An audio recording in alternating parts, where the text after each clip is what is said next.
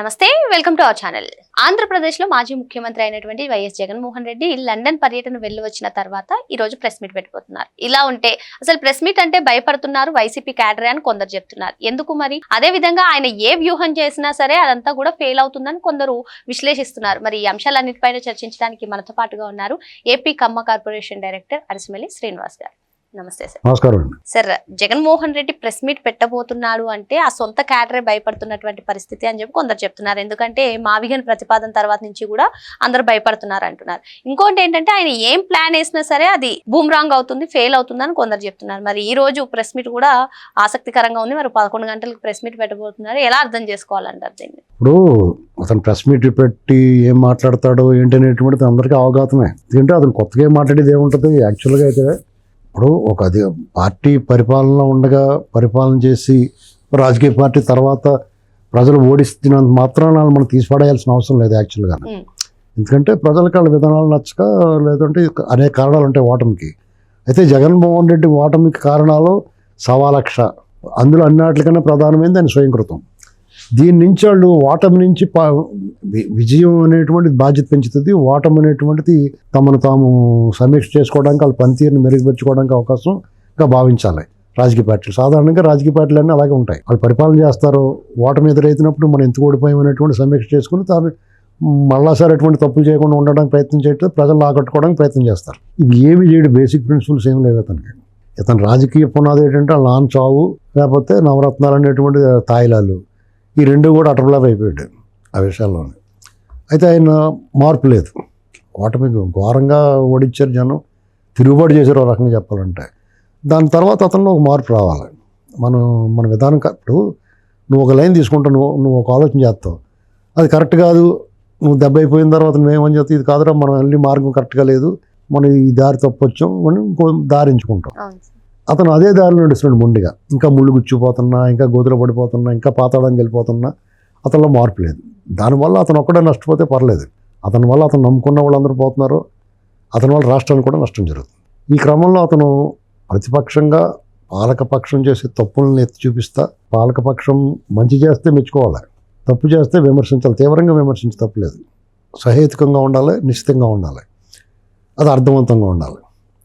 ఇవన్నీ మానేసి కుట్రల్లో కుతంత్రాలు, కుళ్ళు కుశుద్ధం, విద్వేషం, పగ ప్రతీకారాలు, రాష్ట్రాలు మతాల మధ్య కులాల మధ్య చిచ్చు పెట్టడం, ఇదే పని. దానివల్ల ప్రజలకు ఒక రకమైన చిరాకు కలుగుతుంది. ఇది వరకు అతని మీద కోపం ఉండేది, విపరీతమైన ఆగ్రహం, వెగటు ఉండేది. ఈసారి ఏమైనా చిరాకు, అసహ్యం పడుతుంది. ఎవరి రాజకీయాలు ఏంటి ఈ కులాలని. ఎందుకంటే ఎంతసేపు కులాల మధ్య పెట్టడానికి ప్రయత్నం చేస్తాడు. ఏదో చిన్న ఇన్సిడెంట్ ఏదో గ్రామంలో ఇద్దరు మధ్య జరిగిందని 2 కులాలకు ఆపాదించి పెద్ద పెద్ద దిగేస్తారు వీళ్ళు పని కొండమే కోతుల్లాగాని కొంతమంది ఇతని తరపున కులాల పేరు చెప్పుకుని. తర్వాత ప్రాంతాల మధ్య ఇచ్చిపెట్టాను, అంత అమరావతికి దోసిపెట్టేస్తున్నాడు అంటే మీ బాబు సొమ్మాను దోసిపెడుతున్నాడా? సెల్ఫ్ సస్టైన్ ప్రాజెక్ట్ అనేటువంటి పదే చెప్తున్నారు. మీ నోటితో మీరే అన్నారు గజం 50,000 ఉంటుంది అక్కడ. ప్రభుత్వానికి మిగిలే భూమితోటి 2 లక్షల కోట్ల పైన ఉంటుంది. దాంతో దాన్ని డెవలప్ చేసుకుంటే ఎవడ సొమ్ము రూపాయి కూడా పెట్టక్కలేదు అంట.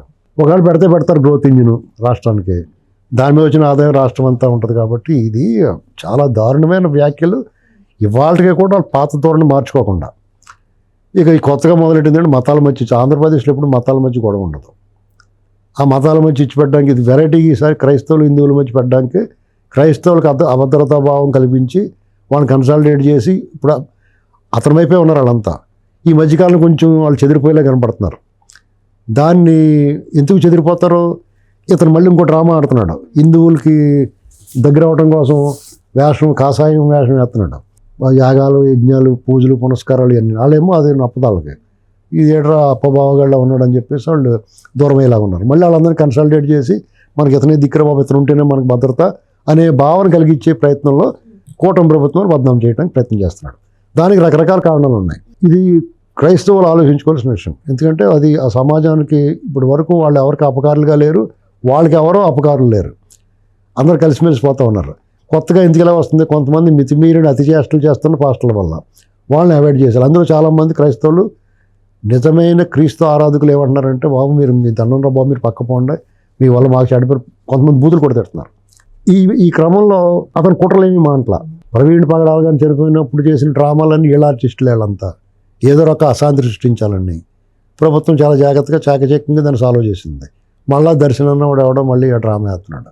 ఇవన్నీ చూడడానికి హిందువులు ఎప్పుడు కూడా సంఘటితం అవ్వరు. హిందువులు కన్సాలిడేట్ అయిపోయి వాళ్ళంతా ఒక గూటి కింద ఉంటారు. ఎవరి భావజాలం వాళ్ళతో ఉంటారు. మైనార్టీలు అనిపించుకున్న వాళ్ళే కొంచెం గ్యాదర్ అవుతూ ఉంటారు. వాళ్ళకు కూడా అనుమానం అపోహ కలిగించేలాగా ప్రవర్తిస్తున్నారు. దానివల్ల ప్రమాదం ఎవరికి? క్రైస్తవ సమాజానికి వస్తుంది. ఈ క్రైస్తవ సమాజానికి ప్రమాదం ఎవరి వల్ల వస్తుంది? జగన్మోహన్ రెడ్డి వల్ల వస్తుంది. కాబట్టి జగన్మోహన్ రెడ్డి దూరంగా జరగాలి. ఎందుకంటే దుష్టజన సాంగత్యం అవుద్ది ఇది.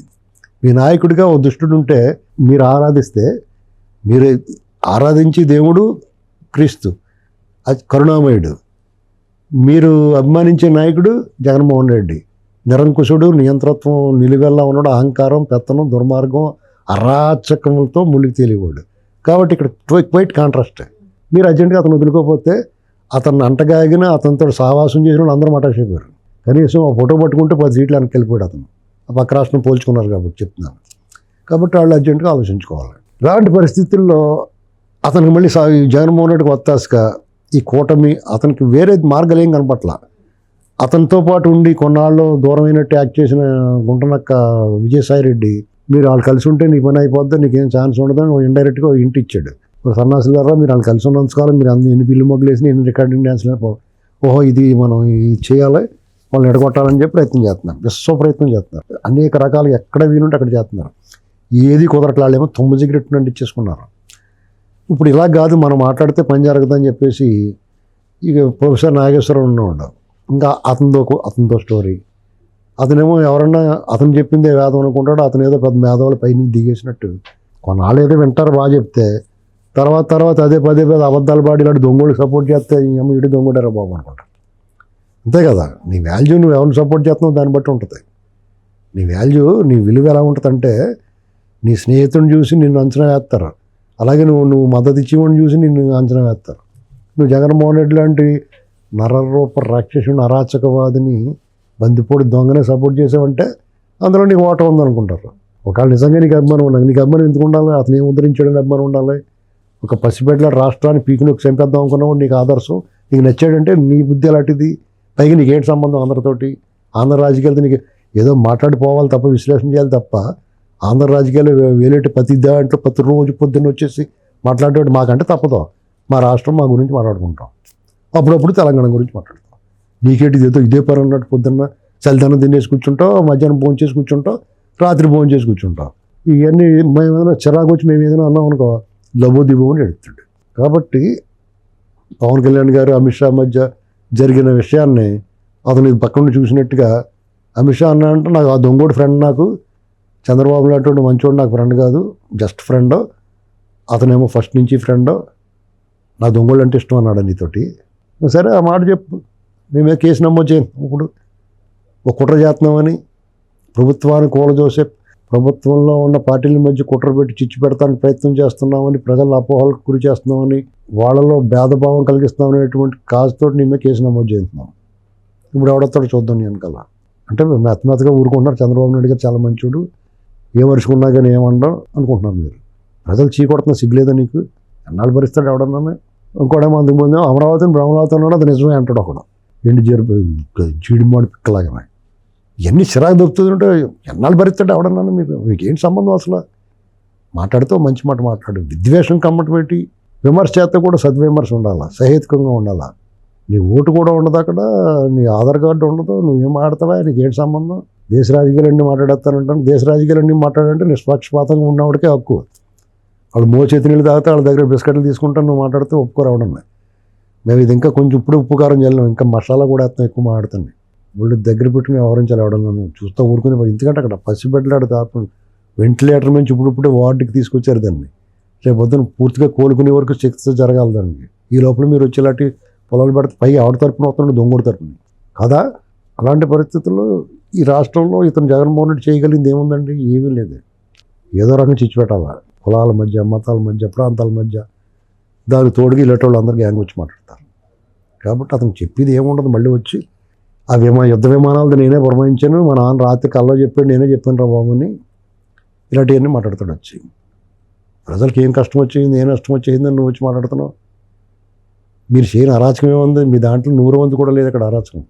100 అంటే అసలు వీళ్ళు వదిలేశారు మిమ్మల్ని గాలికి. మీ తంగ సార్ ఇదంతా మిమ్మల్ని వదిలేశారు అనుకుంటున్నారు మీరు. మీరు ఏదైనా చేస్తే మిమ్మల్ని అరెస్ట్ చేస్తే కనుక నువ్వు పెద్ద కింగ్ పిన్ కదా, నీ జోలికి వస్తే నువ్వేం చేయాలనేటువంటిది ముందే పురమాయించుకున్నావు. నీ యాంటీ సోషల్ ఎలిమెంట్స్, నీ గ్యాంగ్ని ఎలాగ ప్రిపేర్ చేసావు, నీకు అరెస్ట్గా నీ ఇంటికి పోలీసులు వచ్చిన కాడి నుంచి ఎలాంటి అల్లాలు సృష్టించాలనుకున్నావు మీ నాన్న నేర్పాడు మీకు చెన్నారెడ్డి గారిని దింపడానికి. దాని సేమ్ స్ట్రాటజీలు ఏం మార్చరు, అదే స్ట్రాటజీ వాడదామని చూస్తున్నావు. నిన్ను అరెస్ట్ చేసి రోజు కోసం చూస్తున్నారు తప్ప నువ్వేదో చేస్తావని భయపడి కాదు. ఎందుకంటే రాష్ట్రంలో పెట్టుబడులు వస్తున్నాయి. ఇప్పుడు పెట్టుబడులు వచ్చే టైంలో లా అండ్ ఆర్డర్ పీస్ఫుల్గా ఉండాలి. కాబట్టి పెట్టుబడులు ల్యాండ్ అయిపోతున్నాయి. ఇప్పుడు మొత్తం ల్యాండ్ అయిపోయిన తర్వాత వాళ్ళకి ఇంకేం పని, వాళ్ళకి ఏం ఊసిపోక నేను రంగా చూస్తారు. ఎవడన్నా రోడ్డు మీదకి వస్తే తుక్కు లేపేస్తారు. కాబట్టి ఎవడన్నా ఎగరేసుకుంటూ వచ్చి కూడా ఆలోచించుకోవాలి. తర్వాత కొట్టేశారు, పోలీసులు తీసుకెళ్ళి మమ్మల్ని ఎరగొట్టేశారు, ఈపు మీద జర్రుపోతుల్లాగా లాఠీ దెబ్బలు పడ్డాయని ఈపి చొక్కా ఇప్పి చూపిస్తే దానివల్ల ప్రయోజనం ఉండదు. ముందే తెలుసుకోవాలా. ఎందుకంటే ఎవడు వెనకాల వెళ్తున్నావు, ఎవడు తప్పు చేస్తున్నాడో, ఎవడు ఒప్పు చేస్తున్నాడో, డబ్బులు తీసుకుని వెళ్ళినందుకు మాత్రాన మీ తల్లిదండ్రుల గురించి ఆలోచించండి మీరు.